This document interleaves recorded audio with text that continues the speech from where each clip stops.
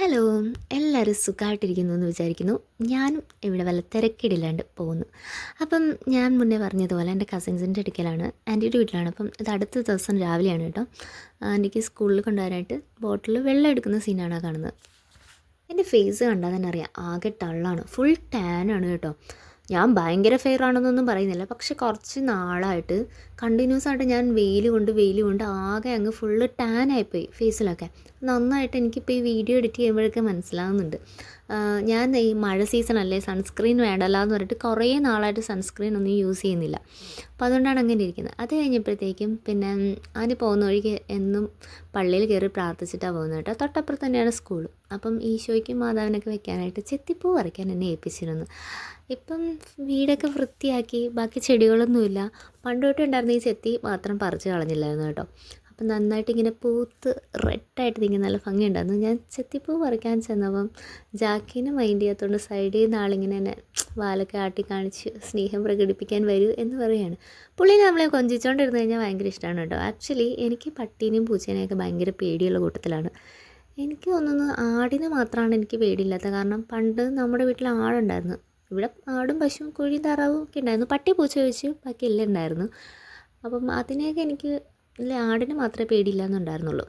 പക്ഷേ എന്തോ ജാക്കി നമ്മൾ അമ്മേനോ ഞാനോ വന്നു കഴിഞ്ഞാലൊന്നും കുരയ്ക്കത്തില്ല, അല്ലെങ്കിൽ നമ്മളോട് ഭയങ്കര കാര്യമാണ് കേട്ടോ. ആദ്യമേ സ്കൂളിൽ പോകാൻ റെഡി ആകണം കേട്ടോ. ഇൻസ്ട്രക്ഷൻസ് ഒക്കെ തരികയാണ്, എല്ലാം റെഡിയാക്കി വെച്ചിട്ടുണ്ട്, കഴിക്കണം. ഈ ഇഡലി കാണാനും നല്ല കാഴ്ചയ്ക്ക് ഭംഗിയുണ്ടെങ്കിൽ സത്യം പറഞ്ഞാൽ കല്ല് പോലെ ഇരിക്കുമായിരുന്നു കേട്ടോ. പിന്നെ ഇന്നലത്തെ കടലക്കറിയൊക്കെ വെച്ച് അഡ്ജസ്റ്റ് ചെയ്തു. വളരെ കഷ്ടപ്പെട്ടാണ് കഴിച്ചത്. പിന്നെ അയിലമീനായിരുന്നു കിട്ടിയിരുന്നത്. വേഗം വെട്ടി തേച്ച് കഴുകി വറുക്കാനും കുറച്ചെടുത്തു, കറി വയ്ക്കാനും എടുത്തു. സംഭവം അടിപൊളിയായിരുന്നു കേട്ടോ. നന്നായിട്ട് കുറച്ച് മുളക് പൊടിയും മഞ്ഞൾപ്പൊടിയും ഉപ്പും ഇട്ടിട്ട് കുറച്ച് എണ്ണ ഒഴിച്ചിട്ടാണ് മാഗ്നറ്റ് ചെയ്ത് വെച്ചത്, വെള്ളമല്ല കേട്ടോ. അപ്പം അതിനൊരു പ്രത്യേക ടേസ്റ്റാണ്.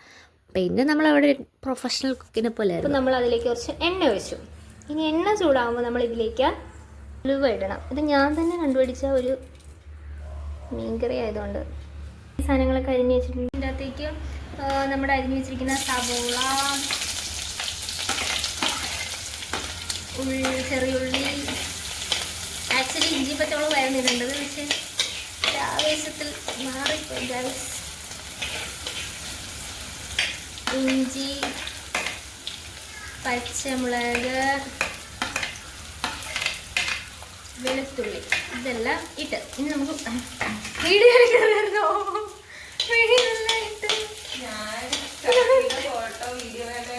സോറി ഗൈസ്, ചില വാഴകളൊക്കെ നമ്മൾ ഈ വീഡിയോയിൽ കാണും. Never mind. എന്നെ പോലൊരു ചെറുവാഴ. നന്നായിട്ട് വാഴകളിട്ട് ഇഞ്ചിയുടെയും വെളുത്തുള്ളിയുടെയും പച്ചമുളക് കറിയിലേക്കിൻ്റെയൊക്കെ ഒരു നല്ല മണം വരുന്നുണ്ട്.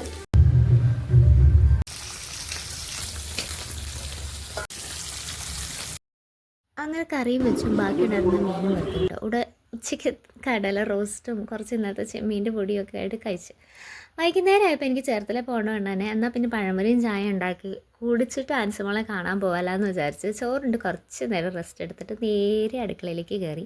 ഒരു 3-4 ഏത്തപ്പഴം എടുത്ത് തൊലി ഉരിഞ്ഞ് 3ആയിട്ട് കഷ്ണിച്ച് അതിനെ വീണ്ടും 4ആയിട്ട് നടുവേ കട്ടിച്ചു കേട്ടോ. ഇതാകുമ്പം അധികം കട്ടി ഉണ്ടാവില്ല.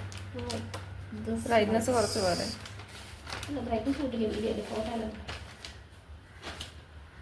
and add some മിടുക്കി പൊട്ടുപൊടി. You make sure it should be മിടുക്കി.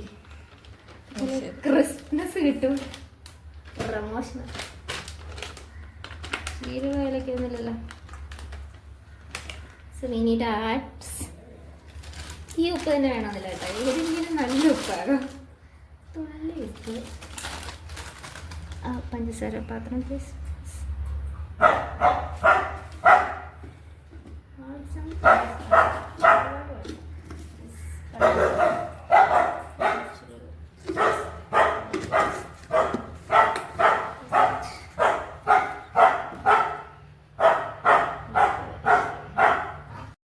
പഴംപൊരിയൊക്കെ ഉണ്ടാക്കാൻ മലയാളികളെ ഞാൻ പഠിപ്പിച്ചേണ്ട കാര്യമില്ലല്ലോ. ഞാൻ വീട്ടിലാണെങ്കിൽ കുറച്ച് കരിഞ്ചീരകം ഉള്ളതുകൊണ്ട് അതും ആഡ് ചെയ്യും കേട്ടോ. അങ്ങനെ ഇതെല്ലാം കൂടി ഒരു തരി പോലും ഇല്ലാണ്ട് നന്നായിട്ട് അതിനെ നമ്മൾ ഡയലൂട്ട് ചെയ്തെടുക്കണം. ഇതില്ലേ എന്താ പറയുക, ആ തരിതരികളൊക്കെ കളഞ്ഞിട്ട് പിന്നെ അതിൻ്റെ അകത്ത് നന്നായിട്ട് ഡിപ്പ് ചെയ്തിട്ട് നന്നായി തിളച്ചിരിക്കുന്ന എണ്ണയിലേക്ക് അങ്ങോട്ട് ഇടുക. ഇതാകുമ്പം കുറച്ച് എണ്ണ മതിയാകും. ചെറുതായതുകൊണ്ട് കട്ടിയൊക്കെ കുറവായത് കാരണം വളരെ വേഗത്തിൽ നമുക്ക് പൊരിച്ചെടുക്കാനും പറ്റും. ഒരുപാട് ഞാൻ മുന്നേ പറഞ്ഞിട്ടുള്ള പോലെ എനിക്കിങ്ങനെ വലിയ കാട്ട മന്ദം പോലെ ഇരിക്കുന്ന പഴംപൊരികൾ ഇഷ്ടമല്ല. എന്തോ കഴിക്കണമല്ലോ എന്നും പറഞ്ഞ് ഒരു വാഴപ്പഴം മുഴുവനായിട്ടെടുത്ത് വിഴുങ്ങുന്നൊരു എഫക്റ്റാണത്. അതിനോട് എനിക്ക് താല്പര്യമില്ല. ഇതാകുമ്പം നമുക്ക് ആവശ്യത്തിന് കഴിക്കുകയും ചെയ്യും, എല്ലാവർക്കും കഴിച്ച് വിശപ്പും കെടും. മറ്റേത് കാണുമ്പോൾ തന്നെ നമ്മൾ പേടിച്ചു അയ്യോ ഇത്ര പൊത്തോർണമെന്ന് ഓർത്തിട്ട്. അതുകൊണ്ട് വീട്ടിലുണ്ടാക്കുമ്പം അധികവും ഞാൻ ഇങ്ങനെ ഉണ്ടാക്കാറാണ് ചെയ്യാറ്. അങ്ങനെ ഒരു ലോഡ് പഴംപൊരികളൊക്കെ നമ്മൾ ഉണ്ടാക്കി. കൂട്ടത്തിൽ പഴംപൊരിയുടെ കൂട്ടത്തിൽ പാൽ ചായയും നല്ലതാണ്, കട്ടൻ ചായയും നല്ലതാണ് കേട്ടോ.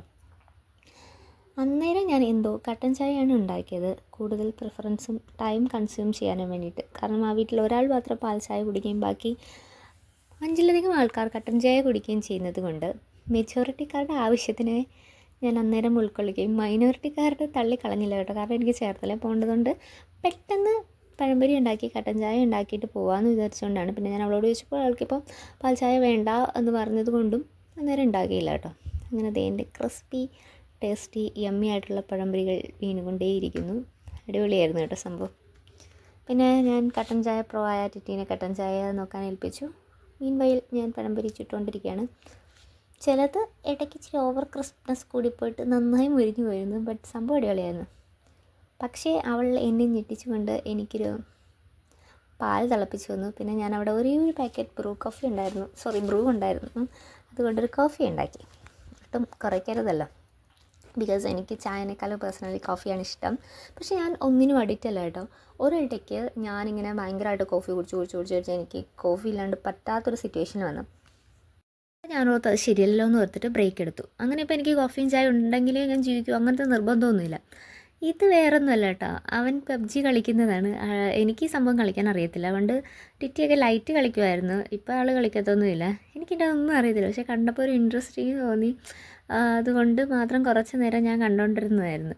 പക്ഷേ സംഭവം എന്താണെന്ന് വെച്ചാൽ ആൾക്കൊരു ക്രിട്ടിക്കൽ സിറ്റുവേഷനിൽ ഗെയിം പകുതിയാക്കി വെച്ചിട്ട് ആൻറ്റീനെ വിളിക്കാൻ പോകേണ്ടി വന്നു പള്ളിയിൽ നിന്ന്.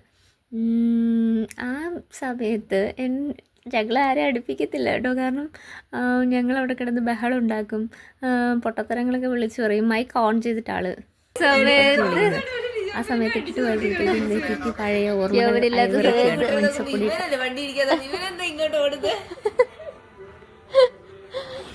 കളിക്കണമെന്ന് ആഗ്രഹമുണ്ട്. പക്ഷേ ടീച്ചർ പറഞ്ഞ വണ്ടി കയറ്റി ഇരുത്തിരിക്കുകയാണ് നമ്മുടെ ഫ്രണ്ട്സ്.